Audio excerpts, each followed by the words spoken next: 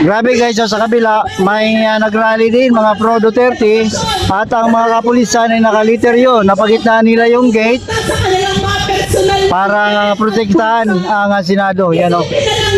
Dito naman ang Makabayan Block. Ang kailangan para mapakain ang lahat ng undergraduate students ng UP Diliman. At kung maibaban na binubol sa Sara, mahigit 300 sana estudyante ang napapakain ng libre sa bawat araw. Ang bawat araw na kanilang pinalalagpas na ang mga magnanakaw tulad ni Sara at ang mga berdugo tulad ni Bato ay panibagong araw na kawalan ng hustisya at pananagutan para sa mga biktima ng basisang Estado. Panibagong drugs sa pamilya ng mga liga estudyante tulad ni Alisa na ating kasamahan at mga pamilya at mahal sa buhay ng milyon-milyong kabataan na hindi nakakatamasa ng dekalidad na edukasyon. Panibagong araw na lang na naman na hinahayaan na lang malugmok sa hirap at gutom ang sambayanan. At Marcos Jr., walang hiya ka! Huwag kang makampante dyan! Itigil mo yung delaying tactics mo! Nandito kami para panagutin ka! Lalo't-lalo ka na! Lagi na lang kami sinasabihan at tinatanong, bakit kayo nasa lansangan? Bakit kayo nasa kanayunan? Ito ang sagot namin! Ito ay dahil araw-araw niyong pinapanidayan! Kung pinigilan mo,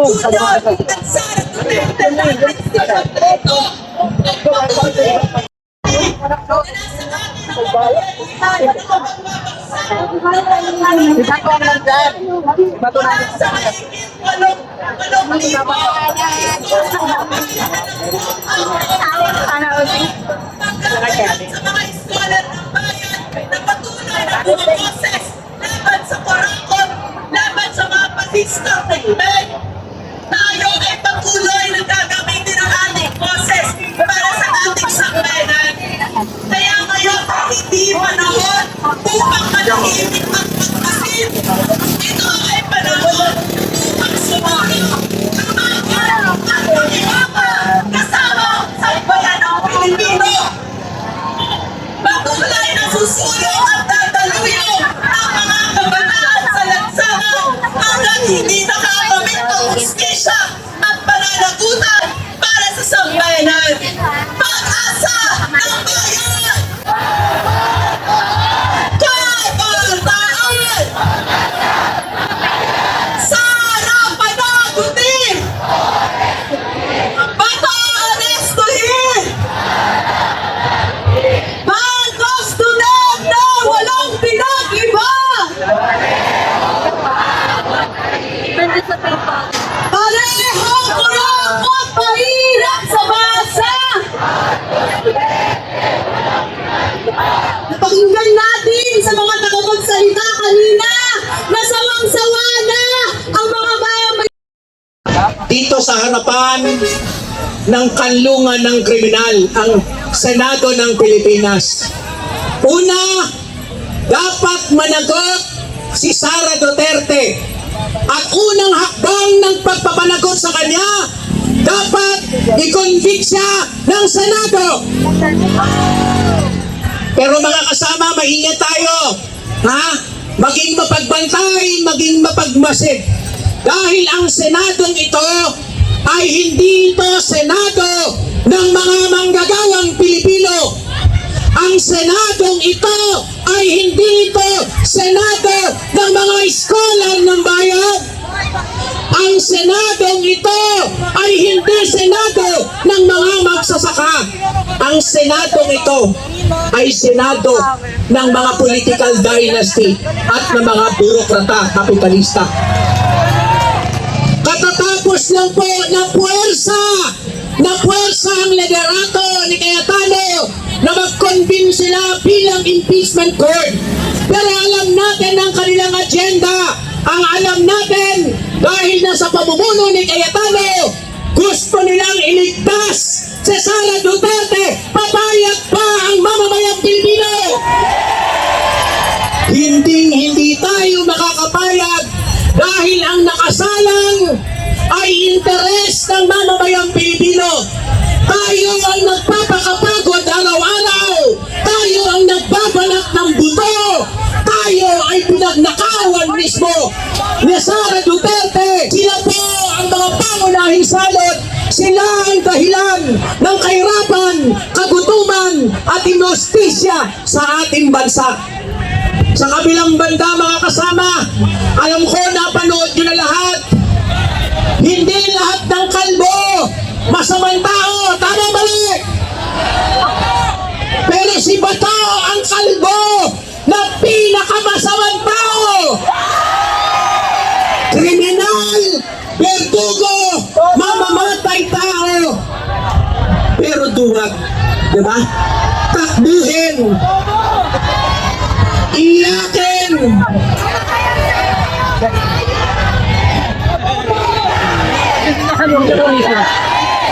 Iyakin! Iyakin! Maliban sa iyakin, pabiktim. Di ba? Punyeta ka! Alam namin ang karakas mo! Dati matapang ka, ilabas mo ang tapang mo ngayon! Ang Senado ay kanlungan ng kriminal! Nakakahiya ang Senado ng Pilipinas dahil sa mga senador na nagkanlong ng pugante na walang iba kung hindi si Bato de la Rosa. Kinamumuhian ng mamamayang Pilipino at ng manggagawang Pilipino ang mga bertugo at mamamatay tao. Pero huwag ka mag-alala, nandun na ang inyong punong mamamatay tao sa dahig. Sigurado tayo, meron pang susunod, tama mali. Gusto niyo ba na meron pang kasama si Duterte sa dahig? Sino ang gusto niyong sumama? Si Bato de la Rosa. And therefore, kung hindi kayang arestuin ng mga pulis, may mga mukhang uhugin itong nasa likod natin eh. Diba? Ang kaya lang dito, yung mga aktivista, no? Pero yung mga magdanakaw, hindi nila kaya. Bakit? Protector sila na magnanakaw. Pero hindi nila kaya arestuhin ang mga magnanakaw sa gobyerno. And therefore, nakahanda ang mga manggagawa at ang taong bayan para arestuhin si Bato at ang marami pang iba. Kaya mga kasama, sobra-sobra ang puot at galit ng sambayanang Pilipino.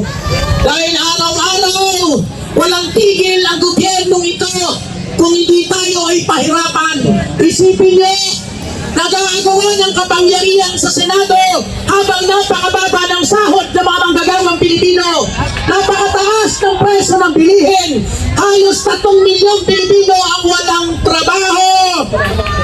Lumaki na naman ang utang ina nila. 18 trillion mahigit ang utang. Inutang nila. Tayo ang magbabayad. Isinanla nila ang ating mga kaluluwa bilang pangbayad sa mga pandaigdigang institusyong pampinansya. Makatwiran ba yun? Kaya po, nasa atin ang lahat ng dahilan.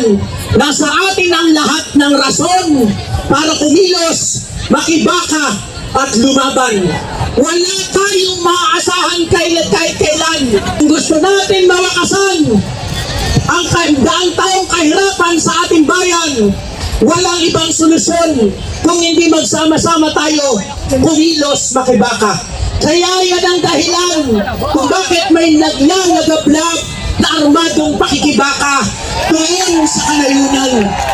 Yan ang dahilan, ang kahirapan at kagutuman, injustisya, korupsyon, political dynasty, ang mga pangunahing dahilan kung bakit nagmamarsa ang libo-libong mamamayan sa lansangan at naghahangad ng pangpolitika at pang-ekonomiyang reforma para sa interes ng taong bayan. Huwag kayong mag-alala, Wala tayong ibang pagpipilian habang tayo ay pinapatay, pinapahirapan at pinugutom. Isa siyang malinaw na binhi para sa tuloy-tuloy na pagkakaisa hanggang makamit natin ang tunay na pagbabago para sa interes ng sambayanang Pilipino.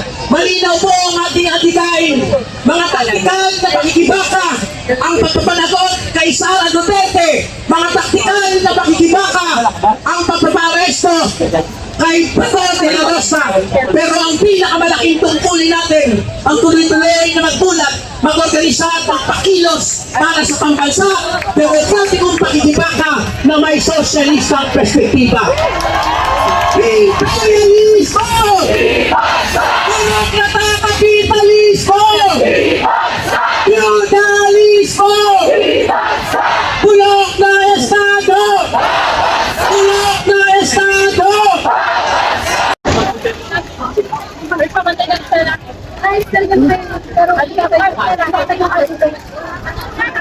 So ito guys, tapos na yung rally ng kabilang grupo, ang Makabayan Black. Ang sa kabila ay tuloy-tuloy pa rin ang rally ng mga maisog.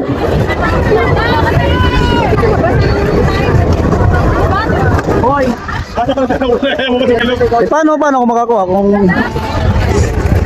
nandun pa sa kabila, mayroon pa doon grupo pre. Wala ko doon, kumari ko wala. Wala. Yan na, laki na. Laki ano na ako dito. Hi ma'am.